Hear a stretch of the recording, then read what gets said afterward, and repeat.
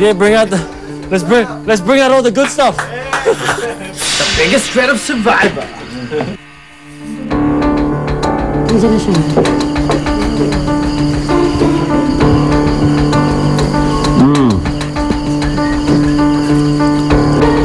I'm gonna call this my victory egg. What's up, everybody? Hey! I walk in. Hey guys, it's me. What's up? And of course they welcomed me in. Pero hindi naman na happy welcome. So I sat down. And right off the bat, parang nasa interrogation room ng police. That's what I understand. If it was his idea, good job. It makes a lot of sense. If it was his idea, pero if it was... That feeling was mine. If it was the girl's idea, sa side ng tribal camp, it's not a good idea. Because why would you put yourself with Beto? What the dude like over there? Majority of us wanted to vote for you. You got it. Nothing's fixed here. Oh, good job, man. By the way, I had nothing to do with yours, nothing to do with his, and something to do with yours. I wonder what you guys are talking about here. I wonder if everyone's pointing their finger at me, or if anybody's upset at me. So that's what I was wondering. It's like, Actually, I just wonder. Yeah. And then I had some mistruths. I didn't totally, I told Beth on that the plan for May, I said, that there was a plan to vote May out. Casey Pangino plan, which, of course, it looked like your plan, so I'm not going to be the one who says, well, hold on, it was my plan. But we both ran with it. So kanina plan talaga yun?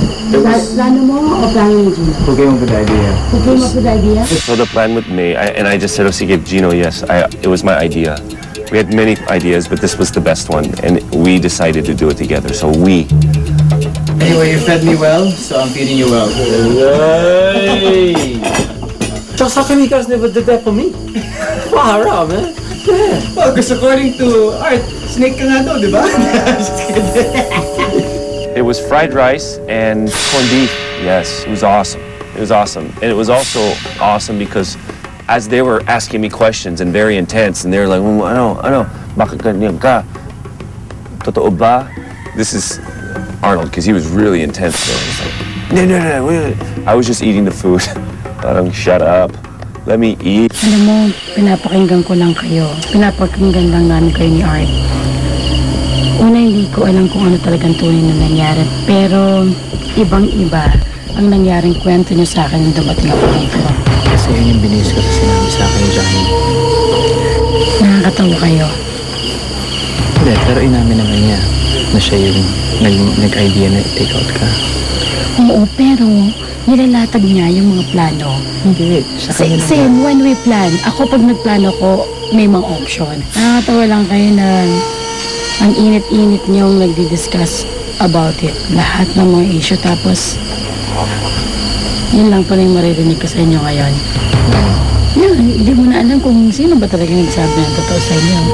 Pero na-feel ko parang totoo si Casey. Rambulan na yung...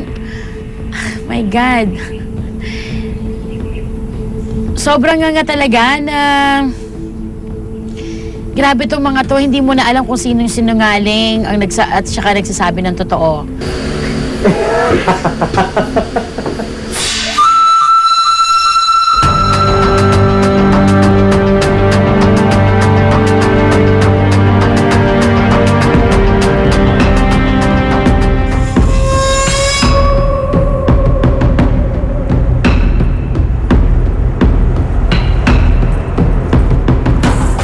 Guys, let's talk by the bonfire. Guys, congrats, top 3! Ang galing nyo! Oh my God! Thank you, Lord. Nandito kami together. Thank you talaga. Bago ako bumoto, pinag-pray ko na lang na sana isulat ko yung tamang pangalan. Pero sa gut feel ko, kailangan si Casey yung pumunta sa jury. Sa akin, nung sinabi ni Richard na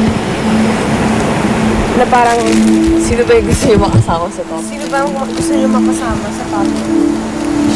Sabi ko gusto ko yung deserving. Tapos narinig ko si Casey, sabi niya, Doon ako nagdesisyon eh. Ano sabi ni Casey? Sabi ni Casey, yung tanga ang magsasama ng Magaling. deserving. sa top 10. Sabi ko kahit threat, sabi ko sa tingin mo sabi ko, ang pinaka-threat, yun ang pinaka-deserving. Kaya okay lang sa akin na pinaka-threat yung makasama ko. And ikaw yung pinaka-threat. Actually, ikaw talaga yung maboto dapat tonight. Ako naman Yun talaga talaga. yung gusto ni Casey. Na mindset kami ni Casey. Nang ibuboto si Betong na ganito. Na sobrang, ang dami niyang sequences na ginawa. Na planong niya, ako, nasanay ako na sumusunod lang. Diba nagsunod ako sa kamay mo? Kaya nga, nung una hindi ko Hindi mo nagigets. nagigets? Nung una hindi ko nagigets. Akala ko lang, parang, wala lang, gusto lang hawakan yung kamay ko.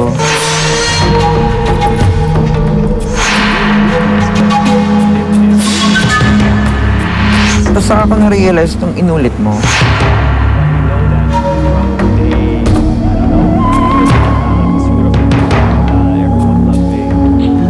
Nung una, hindi ko naintindihan. Nung pangalawa, nilagay niya letter C.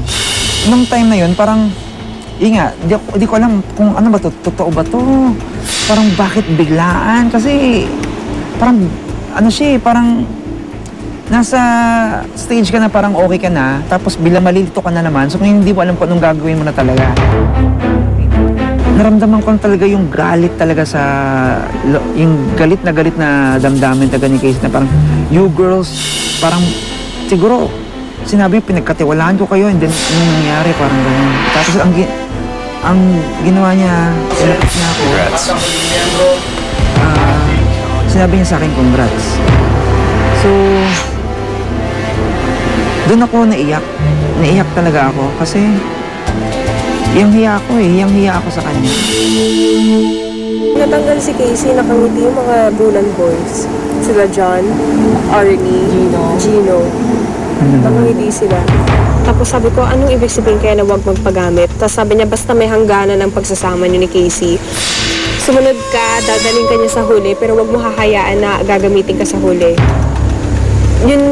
Yun din ang nasa isip ko kanina, na kapag sinama ko siya sa top 3, siya ang mananalo.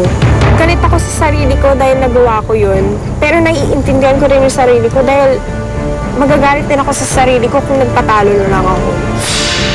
Kung binigay ko na lang. Kasi nandito na ako, tumagal ako ng 34 days. What more yung makasakit ka lang ng konti sa isang tao dahil nilaro mo yung laro.